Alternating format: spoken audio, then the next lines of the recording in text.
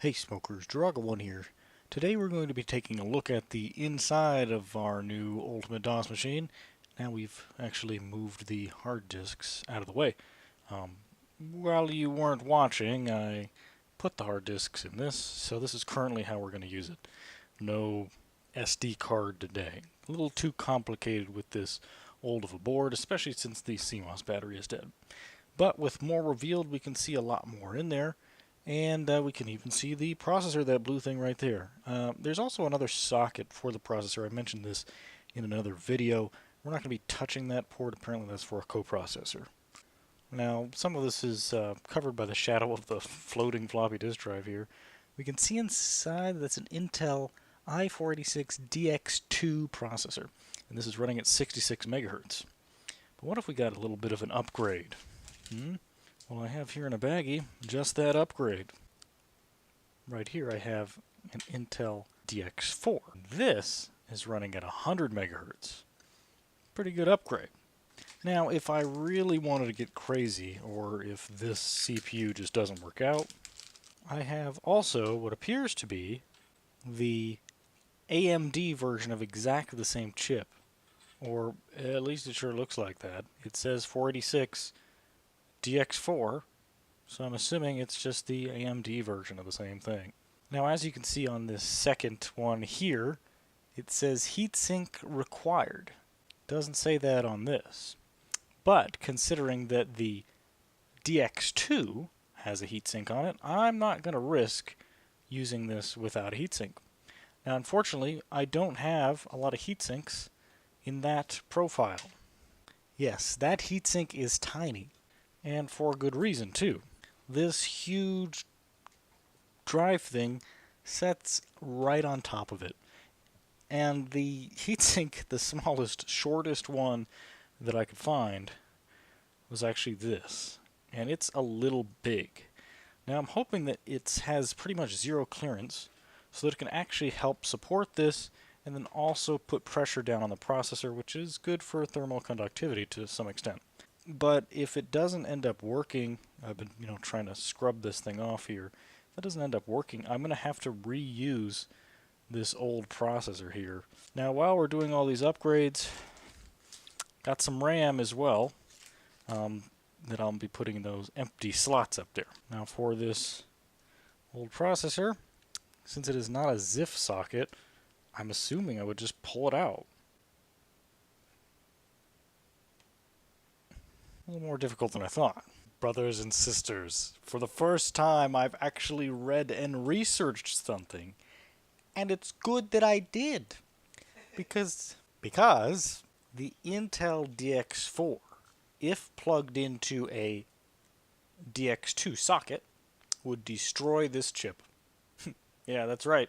This is a 5.5 volt, and this is like a 3.3 volt. So if I were to plug this into there, I would have destroyed my chip. I now have nothing to do with this. I don't have any computer I can plug this into. But, yeah, there goes that idea. That would have been pretty awesome. But it does appear to be exactly pin compatible with that socket. But no, it would destroy it. I don't have another 486 that I can use. The only other 486 I have is soldered to the board, and it is slower, I think. But if it turns out to be faster, then we'll think about something else later. So, since we can't upgrade the processor, which, I mean, at least now I don't need to actually do the weird steps of installing it, we'll just install the RAM. Now, for a case that's this convenient to access, it sure is inconvenient to film. It's really hard to get a camera up close in here. So I got this refurbished RAM from eBay. It is 70 nanosecond RAM, which is the same speed RAM as the RAM that's already in the computer. So I assume that that is the correct RAM type. Now this is 30-pin SIMM memory, and I'm assuming that the chips are going in the same direction. And you can see the little post here, it's supposed to go in the holes.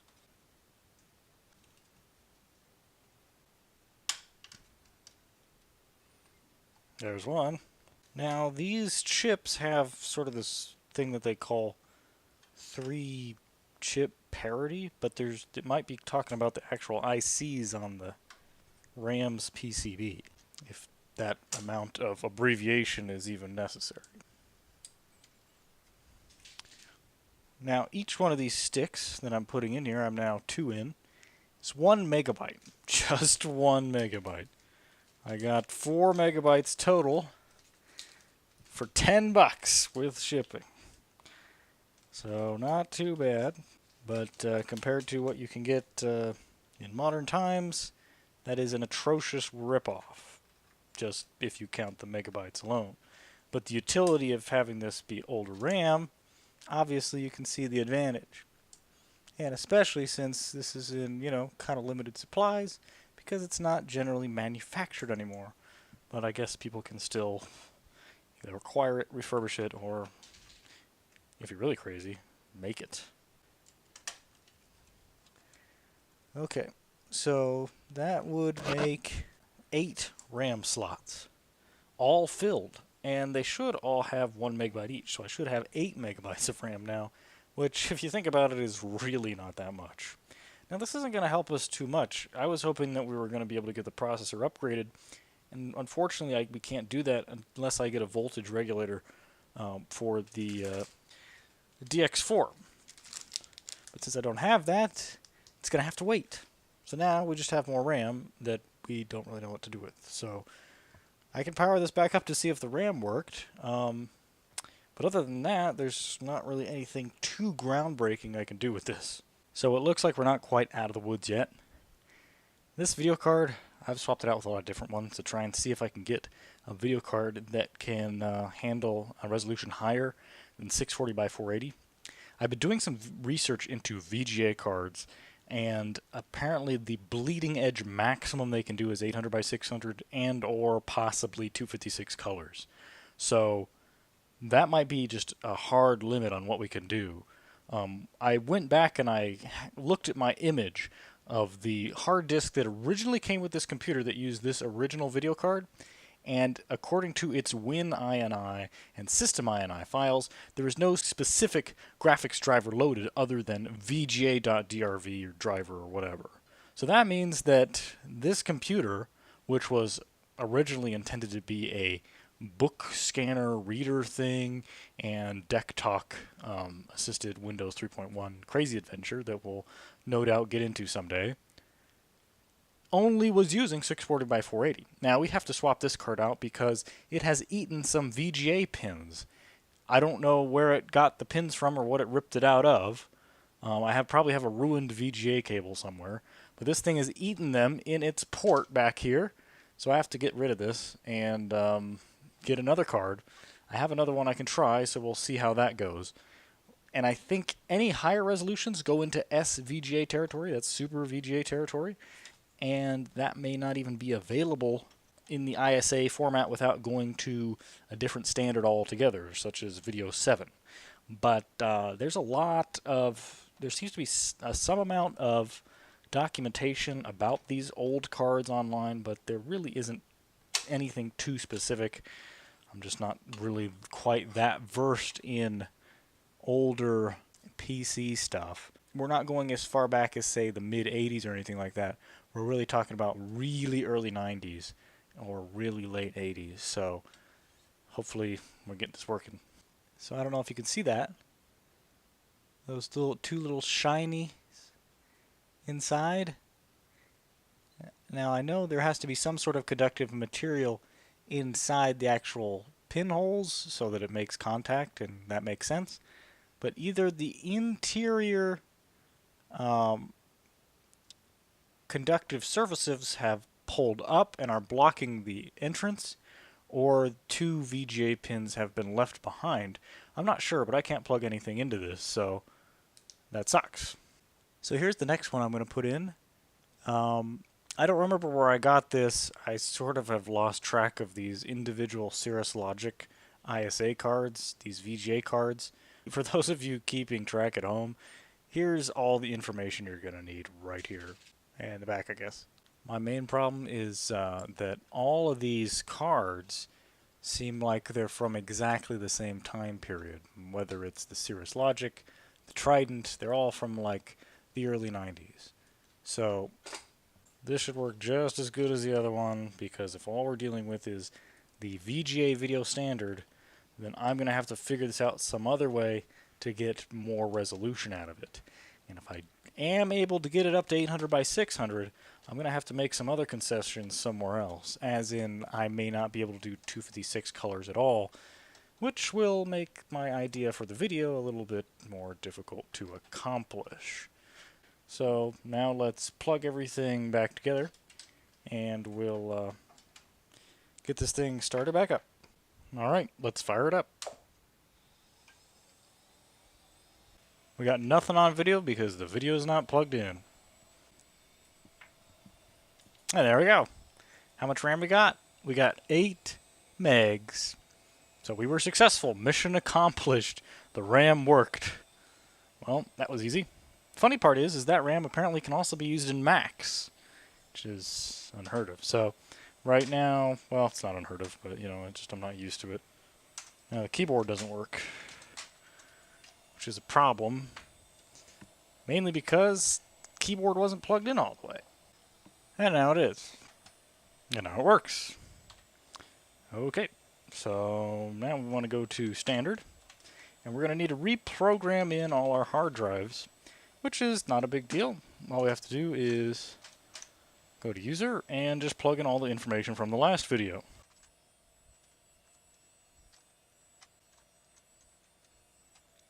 Alright, there we go. Now it's still going to, okay, so we have our BIOS there from the card, the VGA card I plugged in. It should try to boot off the floppy now. Unless it's trying to boot off the C drive, which it shouldn't, so fuck. Oh god damn it, I missed it again. Advanced CMOS. So we're now booting off a floppy. It'll turn away a bit, but I'm glad it can still detect all of our stuff. I set it to find the command com on C, but I forgot to change the path, which, I don't know, it should work. Whatever. Okay, so first order of business is to go into Windows and see what we're dealing with. Now, I've been plagued by issues with video settings. So we're going to see if we can, instead of getting too greedy going to 1024 by 768, let's see if we can just go to 800 by 600, because that is within the VGA standard. Okay, getting this problem again. We do have mouse, do have the serial mouse, so that does work. That's really, really useful there. So here is the devil of Windows 3.1. So here we have the stuff we have set up. Network, mouse, and keyboard are all irrelevant. This is our big problem here. Yeah. So what we can do is we can go to change system settings and poke around for our video driver. So let's try and learn a little bit here. So at the time that Windows 3 came out, the VGA standard should have been well established. So that's what this would be right here. So that would work. We've got VGA version 3, not very specific. Now you have other things here that are more proprietary. Video 7, XGA, and then of course you have, if you have your own thing with the driver disk.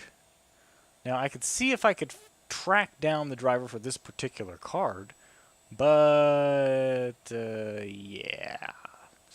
I tried using XGA before, didn't work out. Super VGA, I suppose I could find a Super VGA card, but none of these will work, pretty much. I can tell you that because this should only be a VGA card. Am I going to try it anyway? You bet your ass. Okay, so we have VGA. It's the only one that's been known to work. So VGA 800 by 600, 16 colors. I might not have clicked this before, simply because it was only 16 colors, and it's sort of a lower resolution.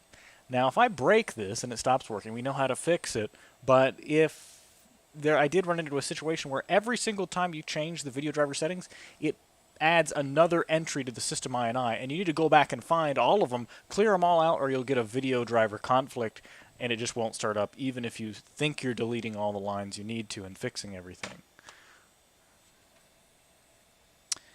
Now, this is what sort of got me held up a little bit, is it wanted me to specifically insert disk 2 of the Windows 3.1 install, and I thought to myself for a second, oh, sweet Jesus, I have to go find that specific disk, floppy disk. I don't have that. What about downloading it from WinWorld? So it turns out that I not only have the disk I need, but I also have all of the disks for Windows 3.1 to reinstall it off of floppies if I want to, and some copies of MS-DOS floppies as well. Thanks, Bill.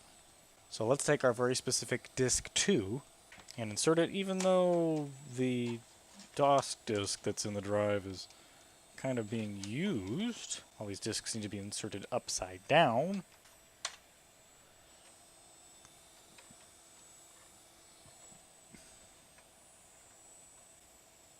Well, I mean, it's already looking at that. Seems to have the same problem Windows 95 and 98 does, where I'm telling it to go exactly to where it is, and it doesn't find it for some reason. Disk 2, or a disk that contains VGA.3GR. If the files on this disk can be found at a different location, how about this? What? All I did was get rid of a // backslash. It's a backslash. God, I'm stupid. That's all I did. That's all I changed. I just got rid of the backslash and it worked. Doesn't make me goddamn. This isn't gonna work, but you know. Oh my God. It worked? My research paid off? I have 800 by 600 now. Now I just have to wait for it to start up. Holy shit! Alright, here is our Windows, and we can see a little bit more of the grass at the bottom here, even though it doesn't support those colors. See how big the window is? It looks a little bit better. Man, something is churning right now. Can we go 256 colors as well? Well, from what I was researching about, ignore the Super VGA, this can't be Super VGA from what I've researched. 16 colors. Now, does that mean 800 by 600, 16 colors, or 640 by 480 and 256 colors? Or can we do both 800 by 600 and 256 colors? So, probably not. I've tried both of these before, and it never worked. But we should be able to do 640 by 480 and 256 colors.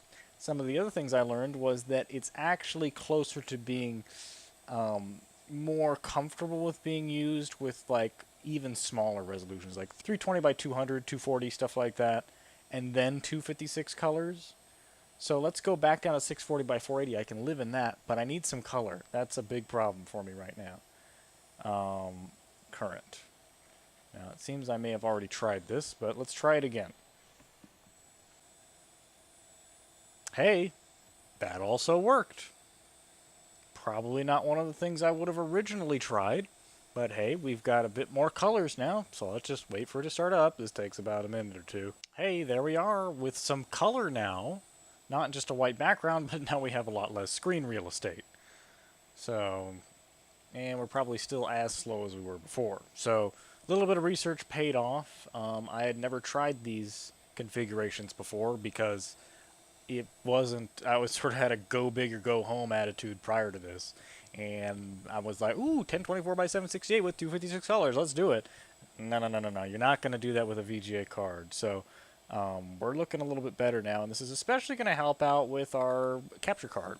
Now, what I was hoping for is that we'd be able to upgrade the processor so it would better handle the recording of the capture card, because it was recording at like 2 FPS or something retarded like that, unless you were at the smallest itty-bitty icon size, so it didn't make any sense to do it like that. So I was hoping we could get some more horsepower by installing another processor, but I can't do that without a voltage regulator, and I'll probably have to dig around eBay to find one of those. And then we can get this upgraded, or I can see if I can get my hands on some other hardware. I did come into some more hardware recently, so I I guess that's going to be all for today. They didn't really accomplish too much, except for getting a little bit of color back here. Now, we can take a look and see what, and this is not something I demonstrated before, let's see how well the windsurf clip plays back. Now, this is not something it had to do on the Pentium 3, doing this profiling display. It's probably because I'm on a VGA card.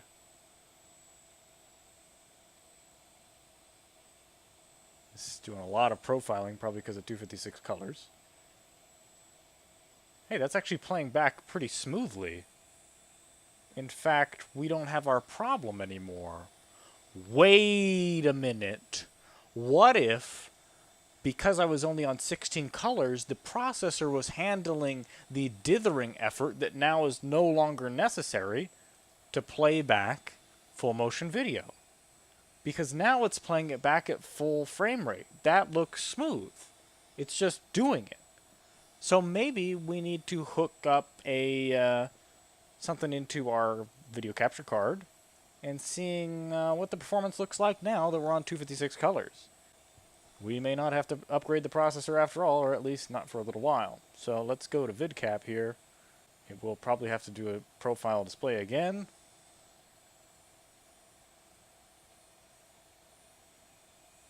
Okay, so this is the live window. Video format. Let's bump it up just a little bit. Image format. We'll tweak that a little. So let me go and get a video source. Okay, so right now we're about 3 parts into just the beginning of my original idea, right from the beginning when everything went wrong. Again, this is the original Draga 1 camera. It's a camcorder from Sony, and I'm going to just turn it on and feed the video input directly into the computer. Here's our yellow cable.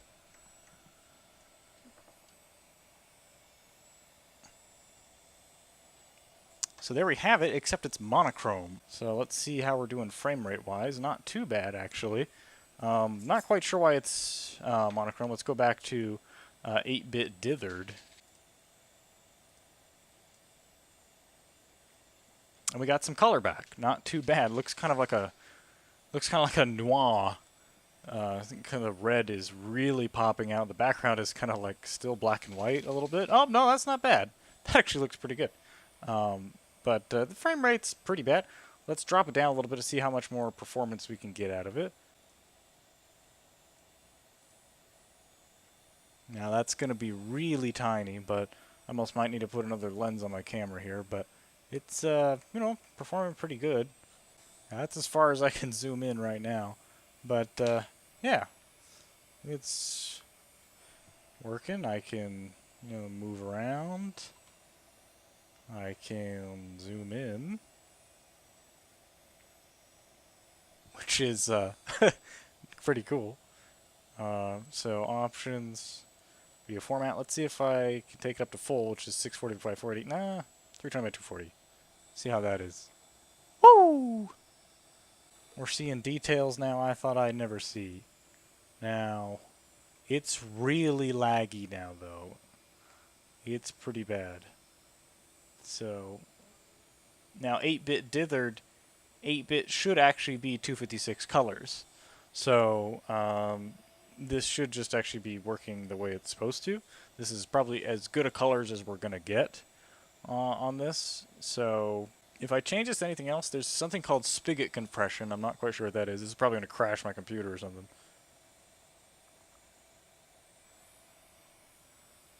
Well, I'm still moving it. Still technically going. It didn't improve performance. How about try a couple others in here. We've got YUV, which should be a standard of some sort, I think. Yeah, we're still moving there. Now, you might notice that the image is a bit squished. It's because we're going from 16 by 9 to 4 by 3, so that's why it's kind of squished there. But we're getting the whole image, which is pretty good. So yeah, a lot of this stuff doesn't matter too much. 16-bit RGB 555. Don't know what that is. Did a little, I don't know if you saw it on the side, but it changed the colors in the background. That's actually a little bit faster. Wasn't expecting too much out of that resolution, but let's drop it a bit to 1/4. We may actually see some good amount of, so that might be not that bad. Let's try 24-bit. That's performing pretty well. I mean, again, it looks like it's 10 FPS, if not lower, but I'm just trying to find stuff that's around 10 FPS and not like 1 FPS. So, I mean, you could tweak this all day, and I'm going to imagine that it's going to be super slow. Oh, that's probably the smoothest I've seen it yet. Oh, God. You can even see a little bit of blur there. I can probably record with this. If we do want to capture, we got to go up here, and we got to go to video. And the frame rate currently is there. Okay, captured a minute. Okay. So set capture file. We're going to put it on D, which is our second drive. And we're going to put it in WinVideo. And I'm going to call it Lego. Now, one of the things that I was not able to do before was record sound along with this. So what I'm going to do is I'm going to actually plug in these into the microphone jack using an adapter. And I'm going to start talking to the thing, and then I'm going to plug in a speaker later to see if we can play it back with video. Okay, space available 16 megabytes. Okay, so we're going to just be safe and say 8 megabytes. Not quite sure how much this will consume, but we'll switch it over to Lego, capture video. I can set the frame rate down to 10. Is that as far low as it can go? No. Enable capture time limit. You should probably set that to no more. Hard limit 5 seconds. Capture audio.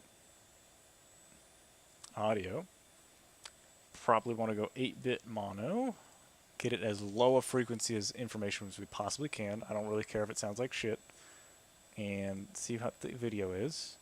I'm going to put that 80 by 60. Okay, looks like we're almost ready. Now, believe it or not, it appears that there's a way for us to test what it decided to set the audio recording source as. Let's see if I can plug this in and it'll pick it up. Boop, boop, boop, boop. No. Maybe it's microphone. Boop, boop, boop, boop, boop. Yeah, we're actually getting some activity there. So that's actually coming straight from the camera. I had to plug it into the microphone port. I'm going to tap on the camera now. Actually, now I think I may have lost it. Or it froze up. I can't tell.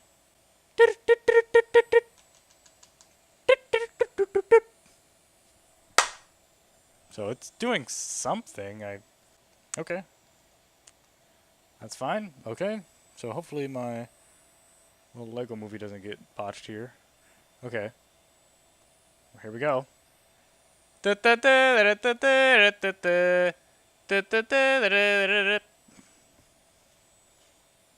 so we got a recording.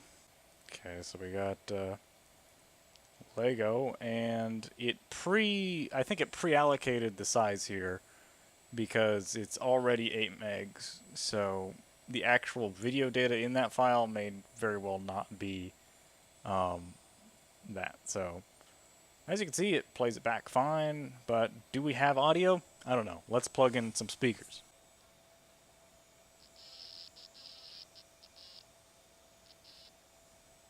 Did you hear that? Yeah, that was me. That was me singing. Let me turn it up a little bit more so you can hear it.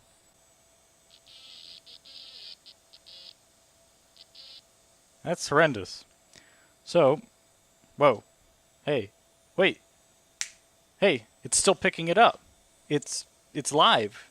It's feeding it through. Great. All right, well, let's turn that down a little bit. Put that aside. Let's do another recording, but I don't think it's going to turn out too well because it currently sounds like garbage. So let's see if I can change the recording source using the audio software. Here we go. Every audio thing you could possibly ever want. Creative Mixer. Oh, it's loading a little slower than I remember here. Okay, so you see the recording option here. The microphone volume is all the way down. But I have it plugged into the microphone, so I don't understand why that's the case. Oh, now it's back up again. It's just really slow. Okay. This is set to monitor. This should be our line in. Why are we hearing stuff? I don't know. It's plugged into microphone right now, and doesn't have a red or light there. Oh. So you can sort of see a spectrum analyzer of me talking.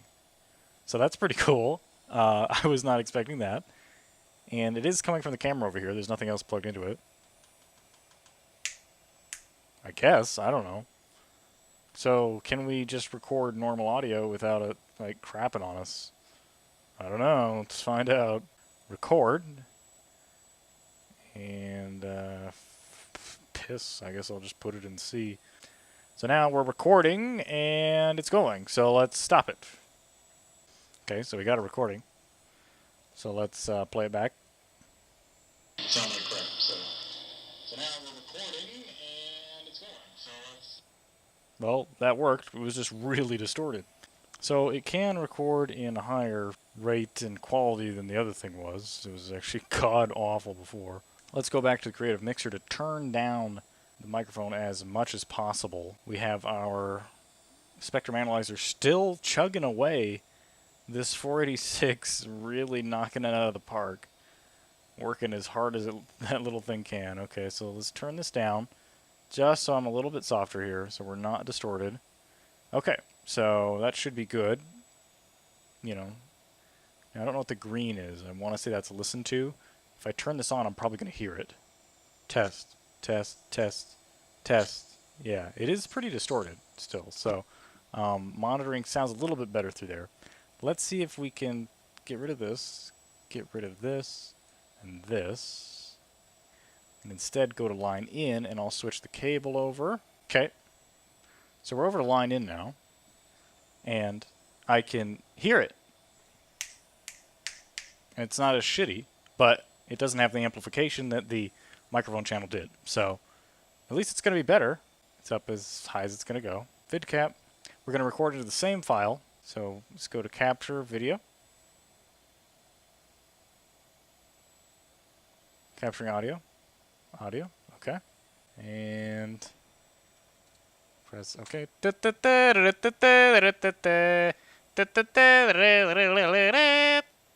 So let's see how we did. Let's close this out. I'm actually pretty proud of the setup and how well it worked. But yeah, this is multimedia, guys, on your 486.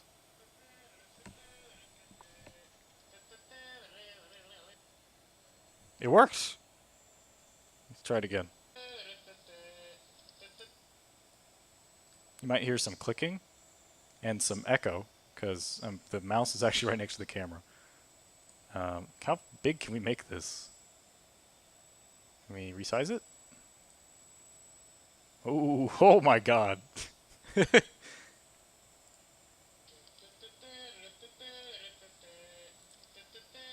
I have to stop it, like, before it gets to the end.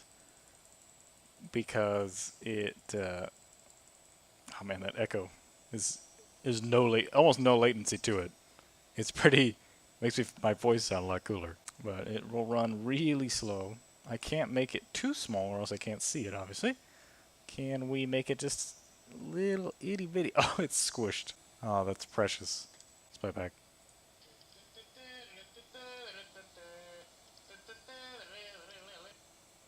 So as you can see, I'm busting my ass, hooking up all this shit, working for weeks at a time, trying to figure all this shit out, putting more RAM in it, and all kinds of other shit. Research, this and that, getting all kinds of stuff together, buying stuff, to do a little tiny 5-second recording with audio at 10 frames per second. And nowadays, we record at 60 without even thinking about it with audio, and we don't even break a sweat.